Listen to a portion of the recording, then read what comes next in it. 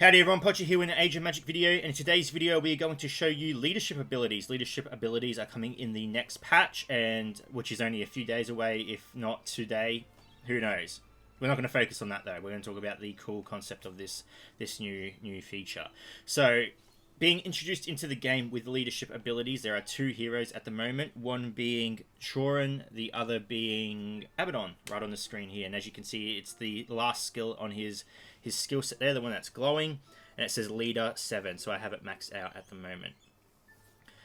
Leadership abilities, you can only have one leader ability active at a time in a battle. So if you have a Trorin and an Abaddon on the same team, you need to pick which one is going to have their ability activated. And the way you do that is by when you're selecting your squad, you know the screen with the 5 squares, you pick your squad. The first square is going to have a little symbol showing you which ability is going to be active during your battle. So you can't swap throughout the battle. It's one at the start and you stick with that throughout the battle. So yeah, pretty cool feature. It's really unique. I think that if you add it, you could add a leadership ability to any character you want in the game. You could essentially make the most useless character viable in some way. So let's go over the leadership abilities for these two characters, and then we'll have a little bit of a rundown in an actual battle against just a non-important team, one we can just have fun against. And yeah, so yeah, let's get into it. Abaddon's leadership ability, let's click on it. There we go, Legatus of the Abyss. At the start of the turn, his damage increases by 15%, and the damage of demon and renegade allies increases by 15%. After the basic attack of an allied demon or renegade, a random melee fighter or ranged damager will attack a random enemy with their basic attack. So, essentially just a massive damage buff to all allies, renegade and demons. Now, the only downside to this ability at the moment is the renegades don't have a ranged damager or a melee fighter, and the melee fighter and ranged damager for the demons aren't that great. Their spots are better given away to someone else. So that is the only downfall. You're not being able to fully use his leadership ability unless you can find out some way to use Abyss Hound or Infernus. Yeah, at the moment we're only looking at the damage portion of Abaddon. The other champion being introduced into the game with a leadership ability is Trorin, and his leadership ability is the Heir's Will. Now, I think this leadership ability is amazing. I love it because it makes the dwarves usable, and any character that can make the dwarves usable is a awesome character in my books. So all allies increase their HP by 10%, and dwarf allies by 2 times more. Dwarf tanks and melee damages in the party get 25% initiative when their allies take damage, and also additionally increase their HP by 3 times. Dwarf rogues and range damages increase their speed by 32%. Dwarf mages and healers have a 70% chance to decrease their special ability cooldown by 1 turn. So essentially you're going to be able to look at a team and decide what characters you want to use against that team. So for example, if I was versing a rogue team, I'm not saying that the dwarves would be good against the rogue team, but if I was going to, I'd say, okay, I know that tanks and melee damages, dwarf tanks and melee damages receive initiative when I take damage from, or when an ally takes damage. The rogues, a lot of attacking, a lot of speed. The more attacks they make against me, the more initiative my Trodar and Angrim are going to get. So they're going to be able to get their abilities off much quicker.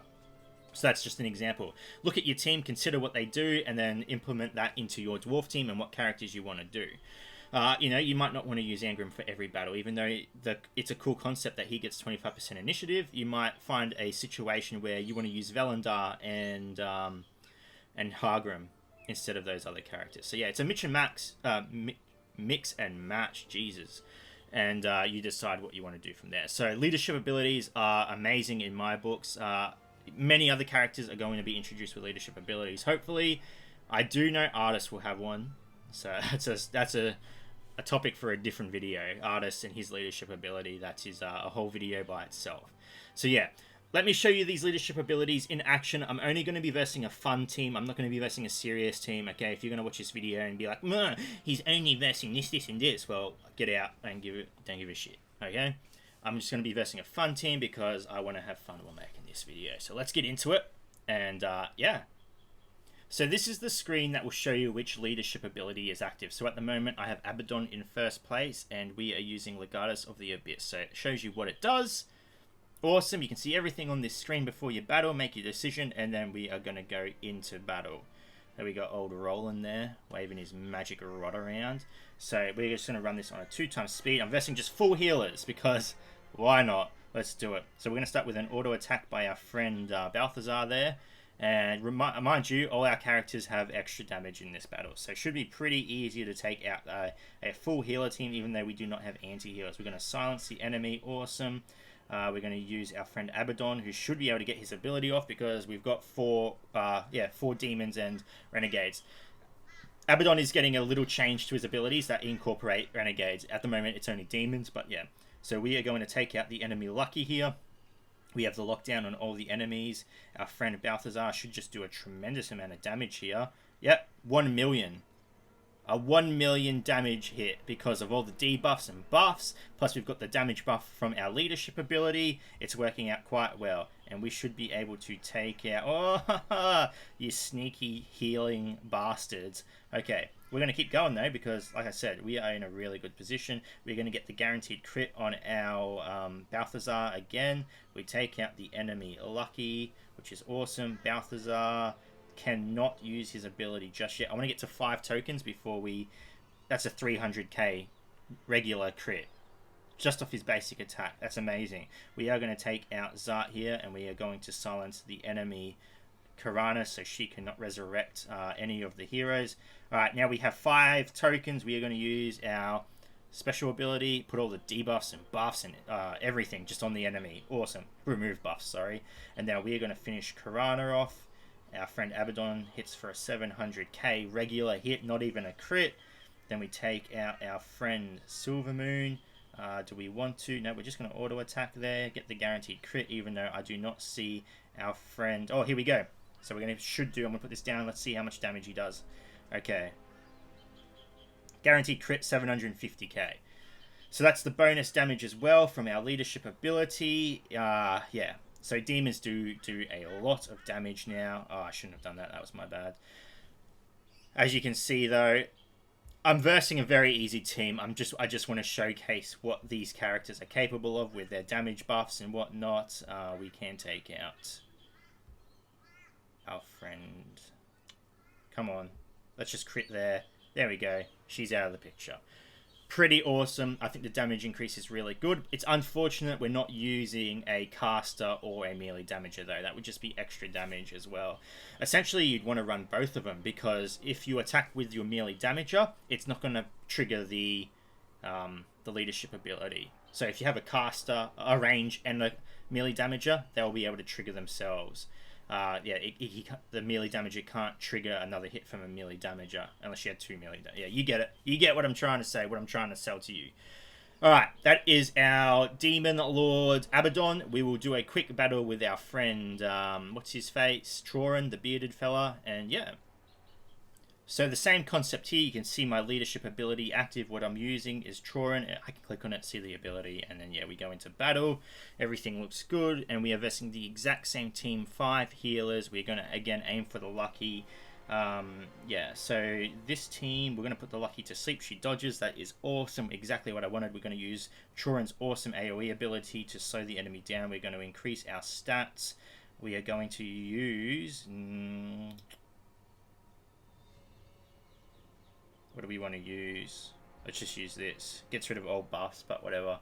I could have saved it for something else. Okay, we're going to apply the Dwarf Mark to all our enemies except Zart. That is a bit disappointing. And then we're going to put all their abilities on cooldown. So Zart can still be a bit annoying, but it should be fine. No issues whatsoever. Counter attack up. Or reflect damage, sorry. And then we should be able to take out the enemy Lucky here. We're going to increase our stats again. And just keep attacking.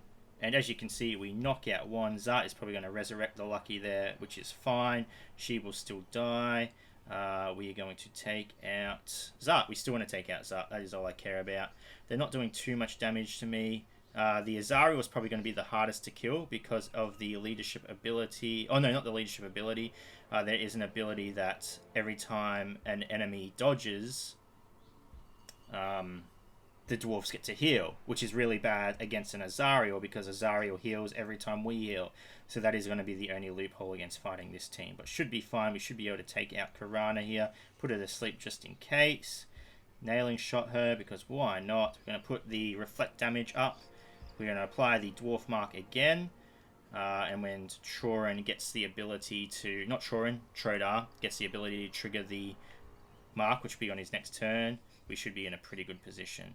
So our friend Trorin will be able to do a lot of damage here because he has 47 stacks. So let's hit him up. Let's see what it does. One shot the Azariel. Okay, we don't even have to worry about the Azariel. That's, yeah, right. Pretty strong. You want to try and get as many stacks on that as possible. Against a full healer team, I guess it's inevitable. But there you go. That is Trorin in his almighty glory using his leadership ability.